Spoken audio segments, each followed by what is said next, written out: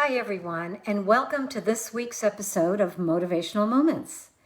I wanted to continue our talk about the power of our thoughts. And I was reminded about this subject yesterday when I attended a discussion group for a TED Talk at a local bookstore called Story and Song.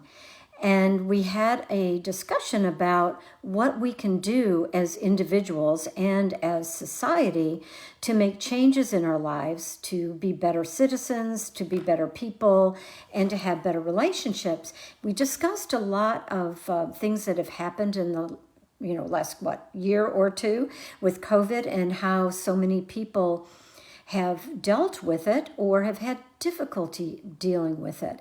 And so one of the things that we came away with, and I think it's very profound, is that there's so many things in our world that we can't control. We have no control over the outcome and the situation. But what we can affect and what we can control is the power of our individual thoughts.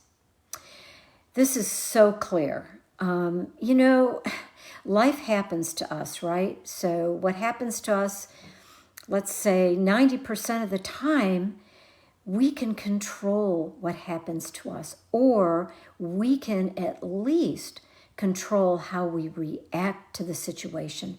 That, to me, is a real important aspect and quote. Actually, it was Lou Holtz that said that, talking about how we react to things, because about 90% of the time, we can definitely change how we react to a situation, especially when the situation is negative or counterproductive. Our reaction to it is what's going to help us get through it. And I think it's important for all of us to realize that we do have this power and we do have this control, but it's something that we have to work on a daily basis, because the National Science Foundation has always told us that we think about 60,000 thoughts per day. So if we're thinking, let's say half the time we're positive and half the time our thoughts are counterproductive, well, I think one of the things that we can do is try to change those 30,000 thoughts that we think of per day that are not doing us any favors. It may be distressful and negative and, like I said, counterproductive. So if we could change some of those thoughts over to the positive side, at least we create a better balance. We're not perfect. We're only human, and life can be hard. It's not easy all the time. But if we can focus on what we can control and what we think about, I think we're going to be in a lot better shape.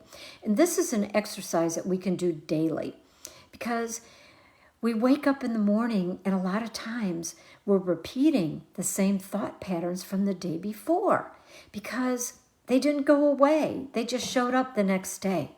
One of the techniques that you can use that I learned from Wayne Dyer is that when you start having those repetitive thoughts or thoughts that are not very productive and can be negative, stop yourself. Even say out loud, cancel, stop, no thank you, not going there.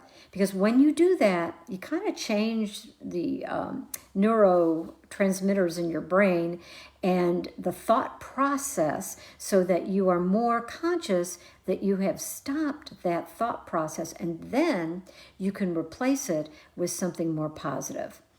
I read, I think it was on Facebook, there was a quote by Abraham Hicks, and she talks a lot about the power of mind, your subconscious mind, your conscious mind, the universe, and all those types of fun stuff that we like to talk about.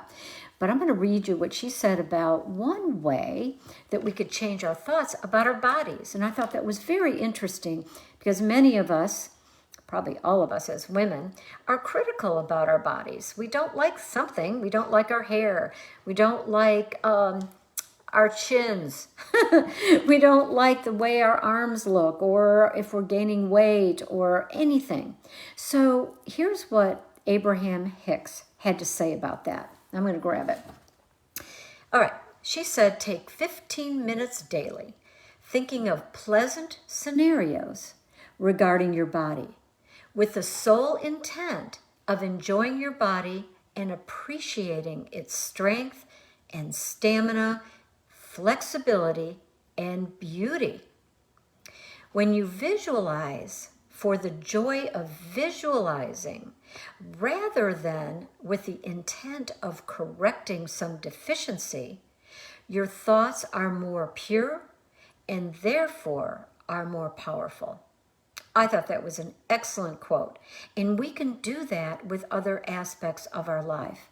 We can do that, this was talking about your body. We could do that about a visualization and a thought process about our relationships. It could be about our work environment. It could be about just about anything. It could be about our health. So let's try to do this. Let's try to take 15 minutes per day and visualize the outcome that we want to realize. And remember, when we visualize something, we have to visualize it in the present tense because the subconscious mind doesn't know the difference between past, present, and future tense. So we want to make sure that we visualize things as it is already happening right now in the present. Then the subconscious mind, the universe, will bring those aspects to us that we believe on a daily basis. But this takes a lot of practice, and it isn't something that happens overnight, but it is something that we can do and we can control to make our lives just a little bit better. So I hope you enjoyed the little tidbit about the power of thought and visualization, and do some of those experiments yourself and see how it works. Please feel free to comment, give me some input and some ahas that you already have. And I truly enjoy our community group, and I look forward to sharing with you every week on Wednesdays at noon. Thank you, and I'll talk to you soon. Bye.